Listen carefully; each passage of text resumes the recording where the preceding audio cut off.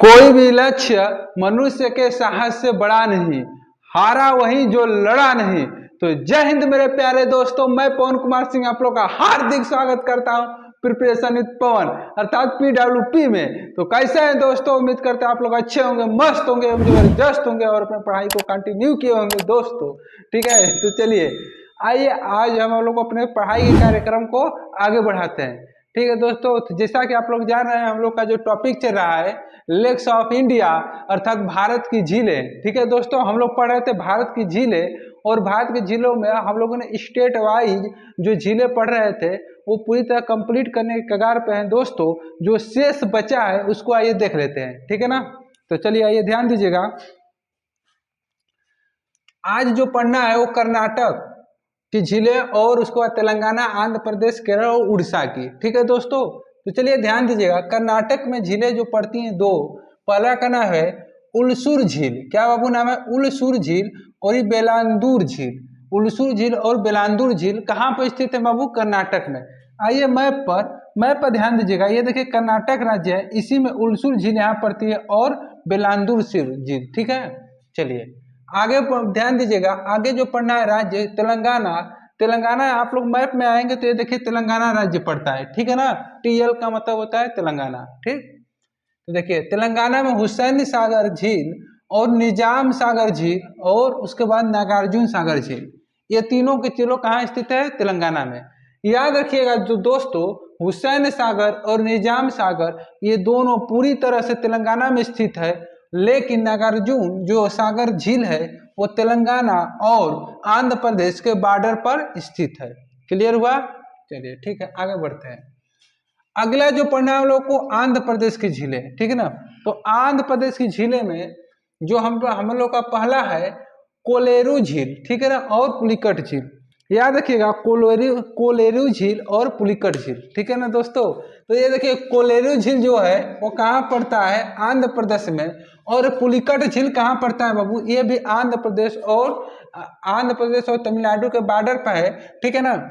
और याद रखिएगा ये जो तमिलनाडु के बॉर्डर पर है, ये क्या बोलते हैं कि इसका 80% भाग जो है 85% वो देखिएगा पुलिकट झील जो कह सकते हैं कि आंध्र प्रदेश और क्या बोलते हैं कि तमिलनाडु के बॉर्डर पर है। और ये इसका जो 80% भाग है वो आंध्र प्रदेश में पड़ता है बाबू। और ये उसके बाद लगभग में 16% से 20% भाग जो कहाँ पड़ता है कह सकते हैं तमिलनाडु में, ठीक है ना। चलिए पुलिकट झील से रिलेटेड फैक्ट याद रखिएगा दोस्तों, पुलिकट झील लगभग अधिकतर 80 से 85% आंध्र प्रदेश में है। और याद रखिएगा पुलिकट झील पर ही क्या बना है क्या बोलते हैं कि पुलिकट झील पर ही क्या दो हरिकोटा द्वीप, क्या है?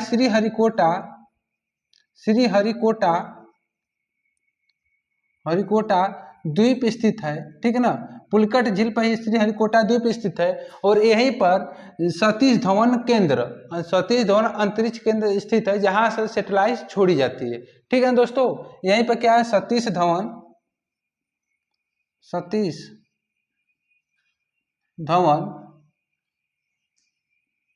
अंतरिक्ष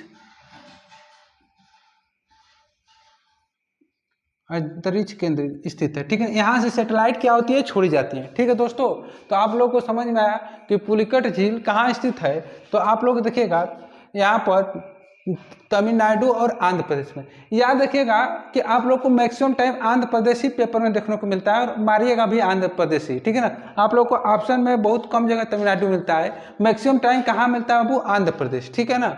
और अगला जो हम लोग को पढ़ना है झील वो पढ़ना है केरल, ठीक है ना। अगला जो केरल राज्य के झील देखते हैं, ठीक है। तो ध्यान दीजिएगा केरल राज्य में दो झीलें पड़ती हैं, जिसका नाम है वेम्बनाड झील और अष्टमुडी झील। कौन सा बाबू? वेम्बनाड झील और अष्टमुडी झील। तो यहाँ पर ये ध्यान दीजिएगा, एक हमारे पास केरल राज्य है, ठीक है ना। कौन सा राज्य है? केरल। केरल में दो झीलें हैं, एक है वेम्बनाड और उसके बाद एक है क्या बाबू? अष्टमुडी। ये देखिए यहाँ पर पड़ती है वेम्बनाड, ठीक है ना। यहाँ पर कौन सी पड़ती है? वेम्बनाड झील, ठीक है ना। एक केरल है कि KL से मतलब केरल, ठीक है ना। तो देखिए वेम्बनाड झील और अष्टमुडी झील कहाँ पड़ती है? केरल में। वेम्बनाड झील पेपर की दृष्टि से बेहद इंपॉर्टेंट है, ठीक है ना दोस्तों। तो याद रखिएगा, अगर कहें भारत का सबसे लंबा झील कौन सी है? वेम्बनाड झील, ठीक है ना। भारत की सबसे लंबी झील कौन सी है? वेम्बनाड झील।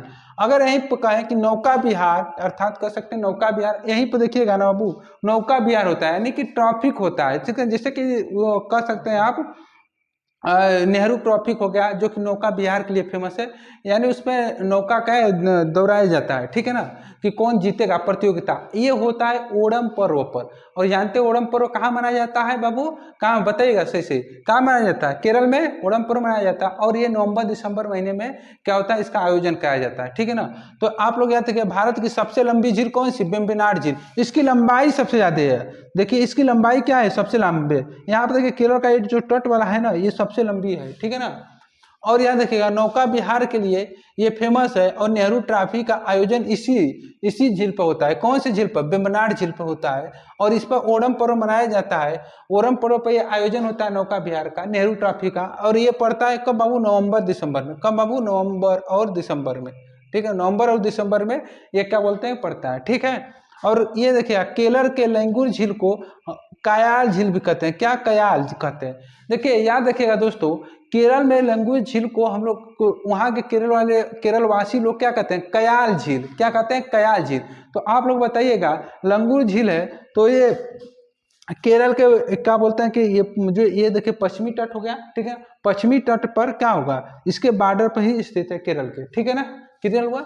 चलिए, तो उम्मीद करते हैं कि आप लोग वेम्बनाड झील से रिलेटेड फैक्ट को जरूर याद रखिएगा, क्योंकि ये बहुत बार एग्जाम में क्वेश्चन पूछा जाता है। ये मोस्ट इंपॉर्टेंट है, यहीं पे लिख देते हैं वेम्बनाड झील। क्या है बाबू? इंपॉर्टेंट है। तो जो इंपॉर्टेंट है हम बताते भी चलेंगे, ठीक है ना।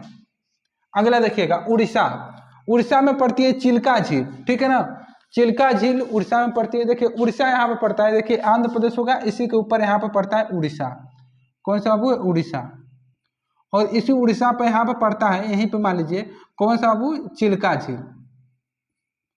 चिल्का झील। और याद रखिएगा ये चिल्का झील है, जो कि जानते हैं क्या है, एक लंगूर झील है, ठीक है। चिल्का झील क्या है? एक लंगूर झील है। लंगूर झील होने के कारण इसका पानी कैसा होगा? खारा होगा ना। लंगूर झील का निर्माण कैसे होता है? समुद्री पानी जाकर भरता है तभी निर्माण होता है, ठीक है ना। तो इसका पानी क्या होगा? चिल्का झील का खारा होगा। और ये देखिएगा भारत की सबसे बड़ी एरिया की बात कर रहे हैं, क्षेत्रफल में सबसे बड़ी कौन सी झील हो जाएगी बाबू? चिल्का झील हो जाएगी, ठीक है ना। एरिया में सबसे बड़ी चिल्का झील। अगर यही हम पूछे खारे पानी का है, ठीक है ना, तो अगर हम पूछ ले कि बताइएगा भारत में सबसे बड़े खारे पानी की झील कौन सी हो गई? चिल्का झील, ठीक है ना। तो वही यहाँ देखिएगा, खारे पानी की सबसे बड़ी झील चिल्का झील। भारत की सबसे बड़ी झील कौन सी है? चिल्का झील। और ये कहाँ स्थित है बताइएगा? उड़ीसा में, ठीक है ना। तो दोस्तों जो आप लोगों का मतलब कि झील का टॉपिक था लेक का, ये पूरी तरह से समाप्त हो गया। लेकिन दोस्तों इससे रिलेटेड कुछ फैक्ट हैं, तो आइए इसको हम लोग देख लेते हैं, ठीक है ना।